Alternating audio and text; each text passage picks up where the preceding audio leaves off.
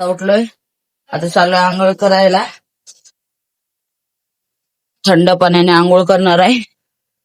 आंघोळ करून झाल्यावर जेवतो आणि भेटतो. अशी आलेलो चिकन घ्यायला. चिकन घेतले. चिकन, भात, रस्सा. आता चाललोय घरी. ते इथे बघा किती खोदलेलं आहे. काय माहिती काय काम चालू आहे. सगळं ही गल्ली, गण्याची गल्ली सगळी खोदलेली आहे काका लोकांनी.